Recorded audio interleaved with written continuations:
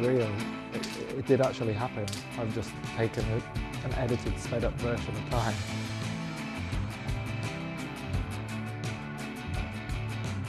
Graffiti is an idea I kind of had for a while. It's something I always wanted in my head. I kind of wanted to revisit my wall painting and do something a bit different.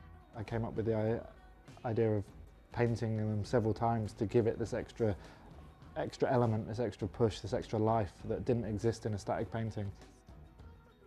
I had said, I really want to do this, let's try it.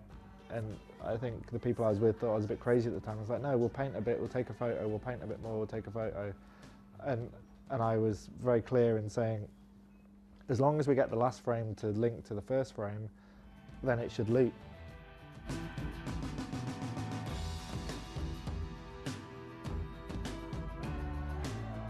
A real joy to me is the kind of the handmade element. You know, the digital outcome comes from a handcrafted thing. Could all be done on the computer, but that's not what it's about. It's about having an element of kind of human endeavour, like human effort. The big Brazil satellite painting, Space Graffiti, is about time, and an illustration of our time passing on Earth. Each layer took 24 hours to do. There's only 4 frames painted. We had the time it took the Earth to rotate before it's under the camera again. We were even given to like the millisecond what time the picture was taken each morning. It's like you've caught this moment of time and it's kind of existing forever. But then there's also the graffiti ego. Can I go bigger? Can I go bigger? Can I do a painting so big that you see it from outer space? I kind of painted the crack in the ground because what I thought we were doing was quite groundbreaking. So I wanted to illustrate that literally by painting it look like the ground was broken and there was a painting underneath. There was an inner core to the earth that was revealed. The ultimate outcome for the GIF was the internet. Like I was producing something that just existed. It couldn't be held or bought or sold.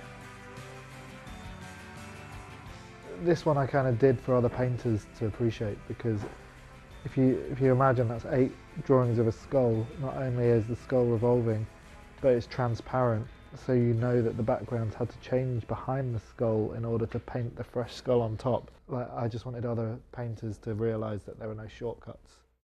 There's the static painting that people see in the street, but then it looks better in its online version, just like everybody's life.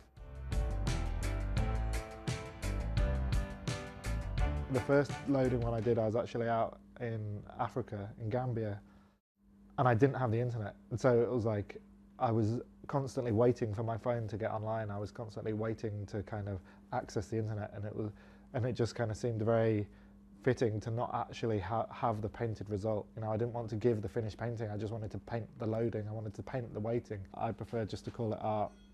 I don't like the label street artist. As a grown-up, I prefer to be called an artist. I've got lots of half-done projects and half-created ideas in my studio, and this is one that I am spending a bit of time on today. I've always preferred to remain anonymous. It's growing up in graffiti culture. This was a culture that wasn't about you as an individual, it was about what you put out there. It was about an identity that you created rather than one of yourself. Whatever I do in the future may not be as big, but then size isn't everything. I'm very excited at the moment. I'm in a very exciting place creatively, and I've got a lot of kind of avenues I want to explore with how we experience and share this art form.